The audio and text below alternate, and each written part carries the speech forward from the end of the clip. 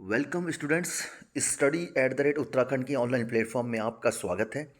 उत्तराखंड का इतिहास हम टॉपिक लेके चल रहे थे, जिसमें हम लोग चंद्रकालीन राजवंश लेके चले थे लास्ट सेशन में। और उसका पार्ट वन हमने कंप्लीट किया था। ठीक है, पार्ट वन में हमने लगभग 48 प्रश्नों को सॉल्व किया था। सारे ही महत्वपूर्ण प्रश्न थे और आपका भी सहयोग बहुत अच्छा रहा। तो आज हमारे क्लास नंबर 9 रहेगी और हम पार्ट टू लेके चलते हैं चंद्र राजवंश का। जैसे कि मैंने आपको पहले ही बताया था कि चंद्र राजवंश 2 या 3 लेक्चर में करीब कंप्लीट होगा। उससे संबंधित सारे एमसीक्यू आपके सामने रखे जाएंगे, जो विभिन्न विभिन्न एग्जाम में बने भी हुए हैं और आने वाले एग्जाम में उसकी संभावना भी है। ठीक है, तो आज का जो सेशन का हम पहला प्रश्न आज लेके चलते हैं। ठीक है, तो सभी को गुड मॉर्निंग और स्टार्ट करते हैं नए सेशन के साथ, नई ऊर्जा के साथ। ठीक है, तो पहला प्रश्न हमारे सामने है, भारती चंद का कार्यकाल कब से कब तक का था। ठीक है, भारती चंद वह शासक थे जिन्होंने डोटी की दास्ता से छुटकारा पाने के लिए डोटी राज्य पर आक्रमण भी किया था। ठीक है, जो हमने पिछले लेक्चर में पढ़ा था। और दूसरी ये था कि डोटी आक्रमण के समय कटकू नौला में इन्होंने प्रथम पड़ाव भी डाला था। ठीक है, तो इस तरह से ये एक बहुत प्रसिद्ध राजा थे भारती चंद। ठीक है, तो इनका कार्यकाल भी इस तरह से महत्वपूर्ण हो जाता है। तो इनका कार्यकाल जो माना जाता है वो माना जाता है 1437 से 1477 तक का कार्यकाल इनका माना जाता है। ठीक है, अगर आपको किसी भी प्रश्न में डाउट है, मैं फिर से आपको कहता हूँ कि आप उस पर आराम से कमेंट करके आप उसको डाउट क्लियर कर सकते हैं। तो मैं फिर से बता रहा हूँ कि हम अजय रावत जी की बुक को फॉलो करके चल रहे हैं। अगर उसमें कोई डाउट है तो आप प्लीज़ उसको हमें बता सकते हैं। ठीक है, निम्न में से किस जाति को चंद्र सैनिकों की अवैध संतान कहा जाता है। ठीक है, यूँ तो नायक जाति के जो चंद शासकों को अवैध संतान कहा जाता है, परंतु ऐसा वास्तव में है नहीं। कई इतिहासकार इसको अलग अलग अवधारणा है। ठीक है, तो इसके बारे में एक राय बन पाना बिल्कुल मुश्किल है। ठीक है, अगला क्वेश्चन देखते हैं। चंद शासक रुद्रचंद के समय सीरा का शासक कौन था। ठीक है, तो रुद्रचंद एक बहुत फेमस शासक थे जिनके नाम पर रुद्रपुर नगर की स्थापना हुई थी। ठीक है, और उस समय सीरा सीरा मतलब आपका जो पिथौरागढ़ का ऊपरी क्षेत्र होता 5 भागों में बट गया था। ठीक है, कतुरी साम्राज्य, तो उसमें एक राज्य था सीरा। ठीक है, तो सीरा के राजाओं को मल्ल कहा जाता था। तो उस समय जो मल्ल शासक कौन था, हरिमल्ल था। ठीक है, हरिमल्ल जी थे उस समय शासक। नेक्स्ट, सिरा में भूमि का विधि पूर्वक बंदोबस्त किसने कराया था। ठीक है, तो सिरा में भूमि का बंदोबस्त जो कराया था उस समय तत्कालीन शासन किसका था, रुद्रचंद का। ठीक है, तो रुद्रचंद के द्वारा ही यहाँ पर सिरा का भूमि बंदोबस्त कराया गया था। ठीक है, अगला देखते हैं। भारती चंद के समय डोटी का शासक कौन था। ठीक है, तो डोटी का शासक कौन था, ये कई बार एग्जाम में पूछा हुआ है। ठीक है, तो तत्कालीन जो था जयमल, जयदेव मल या जयमल डोटी का तत्कालीन शासक हो जाएगा। अगला देखते हैं, गढ़वाल शासक अजय पाल को किसने पराजित किया था। ये बहुत बार एग्जाम क्वेश्चन आया है। तो अजय पाल, ठीक है, जिनको 52 गढ़ों का आपको उनका स्थापित करने का श्रेय भी दिया जाता है, अजय पाल। और एक बहुत ही प्रतापी शासक थे गढ़वाल परमार राजवंश के। ठीक है, लेकिन उनको जो हरा दिया था उस समय ये थे कीर्ति चंद शासक थे चंद राजवंश के, उन्होंने इनको पराजित किया था। ठीक है, अगला क्वेश्चन देखते हैं। चंद शासक भीष्मचंद का शासनकाल कौन सा है। ठीक है, तो भीष्मचंद पहले के शासक थे। तो भीष्मचंद का शासनकाल जो माना जाता है वह माना जाता है आपका 1512 से 1530 के आसपास। ठीक है, ओके, आगे देखते हैं। अल्मोड़ा जनपद में स्थित खगमरा किले का निर्माण किसने करवाया था। ठीक है, ये तो बहुत कॉमन क्वेश्चन है, कई बार एग्जाम में आया हुआ है, बट अभी चांसेस कम रहते हैं इस प्रकार के इतने सिंपल क्वेश्चन पूछे जाने के। लेकिन फिर भी हमें रिवीजन के तौर पर लेके चलना है और कुछ एडिशनल जानकारी मिलती है तो उसको भी हम ग्रैब करना हमारी हमारी मतलब जरूरत बन जाती है आज के टाइम में। तो ये भीष्मचंद द्वारा खगमरा किले का निर्माण कराया गया था। अगला देखते हैं, लाल मंडी का किले का निर्माण किसने कराया था। ठीक है, तो लाल मंडी किले का नाम या तो कल्याण चंद प्रथम बोलेगा या बाल्यो कल्याण चंद बोलेगा या कल्याण चंद, तो ये आपका सी उत्तर ठीक हो जाएगा। अगला देखते हैं, मुगल सम्राट अकबर के समकालीन चंद शासक कौन था। ठीक है, तो तत्कालीन जो आपका रुद्रचंद थे, रुद्रचंद ये मुगलकालीन अकबर के समकालीन चंद शासक थे। ठीक है, रुद्रचंद ने अकबर की अधीनता कब स्वीकार करी थी। ठीक है, तो अकबर का कार्यकाल तत्कालीन चल रहा था जब रुद्रचंद शासक थे। तो अधीनता कब स्वीकार करी, ये क्वेश्चन अपने आप पे बहुत इंपॉर्टेंट बन जाता है, क्योंकि ऐसा शायद ही आपको कहीं किसी बुक में मतलब नॉर्मल रूप से देखने को मिलेगा। डीप पढ़ेंगे तो आपको जरूर मिल जाएगा। तो ये 1587 में, अगर इनमें किसी में डाउट है तो आप प्लीज़ इसको कमेंट करके बताइएगा किसी भी क्वेश्चन में। रुद्रपुर नगर की स्थापना किसके द्वारा की गई थी, ये आपको पहले ही क्लियर हो चुका, रुद्रचंद के द्वारा। आसान क्वेश्चन है।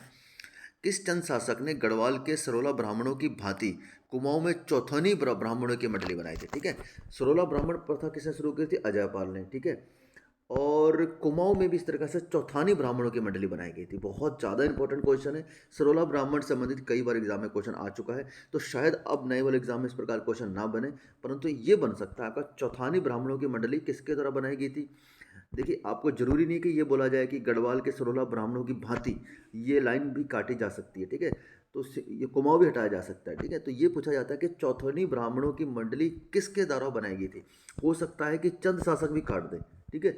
सिर्फ इतना बोल दें कि चौथानी ब्राह्मणों की मंडली उत्तराखंड में कौन से राजवंश या कौन से शासक द्वारा बनाई गई थी, ठीक है। तो इस प्रकार से आजकल का क्वेश्चनों का लेवल हो चुका है, वो कई प्रकार से पूछा जाता है। तो ये जो बनाने का श्रेय जाता है, ये है रुद्रचंद के द्वारा, ठीक है। ओके। किस राजा को रुद्रचंद ने तिब्बती याक कस्तूरी हिरण की खालें भेंट की थी, ठीक है। ऐसा कौन था शासक था जिसने रुद्रचंद ने कस्तूरी हिरण की खाल भेंट करी थी, ठीक है। तो कस्तूरी हिरण को मारने का तो पहले से ही ट्रेंड चला आ रहा था, वर्तमान में हम बचाने की कोशिश कर रहे हैं कस्तूरी मृग को, ठीक है। तो ये जो आपको भेंट कर अकबर को उन्होंने भेंट करी थी, ठीक है। अकबर को कस्तूरी मृग की खाल भेंट करी थी। अकबरनामा के अनुसार रुद्रचंद की अकबर से लाहौर में भेंट कब हुई थी, ठीक है। एक थी अधीनता स्वीकार कब करी थी, और भेंट कब हुई थी, वो दोनों चीज़ें, ठीक है। तो ये हो जाएगा आपका अकबर की लाहौर में भेंट कब हुई थी, लाहौर की बात कर रहा है, तो ये 1588 में, ठीक है। अभी आपने पढ़ा होगा अधीनता कब स्वीकार करी, 1587 में, ठीक है। और अभी देखिए लाहौर में भेंट कब हुई। ऐसा नहीं कि लाहौर में भेंट भी हुई फिर उसके बाद अधीनता स्वीकार करी, ऐसा बिल्कुल नहीं है। पहले उनकी अधीनता स्वीकार कर चुके थे, लाहौर में फिर उनकी भेंट हुई, ठीक है। ओके, अगला क्वेश्चन देखते हैं। किस चंद शासक ने समस्त सामान्य जनता को पौड़ी 15 कहा, ठीक है। पौड़ी 15 कहा, ठीक है। ये देखिए ये क्वेश्चन देखिए, और इसका जो तात्पर्य है वो किस चंद शासक से रिलेटेड हो जाएगा, ये हो जाएगा आपका रुद्रचंद से, ठीक है।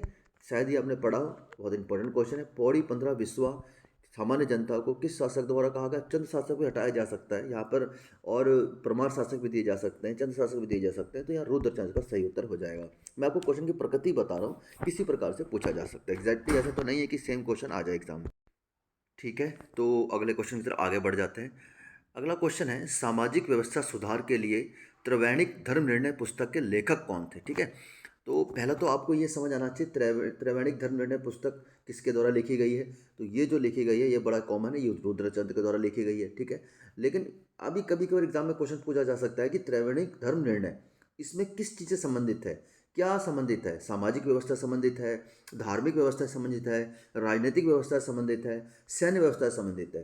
तो अगर आप धर्म निर्णय देखेंगे, धर्म निर्णय देखते ही आपको कोशिश करेंगे कि आप, उम्मीद मैं करता हूँ, या मैं एक हम जनरली हमारा जो आइडिया बन जाता है वो धार्मिक सुधार से संबंधित कुछ चीज़ें होती हैं, बट वो ऐसा नहीं है। वो सामाजिक व्यवस्था सुधार के लिए त्रैवणिक धर्म निर्णय पुस्तक लिखी गई थी, ठीक है।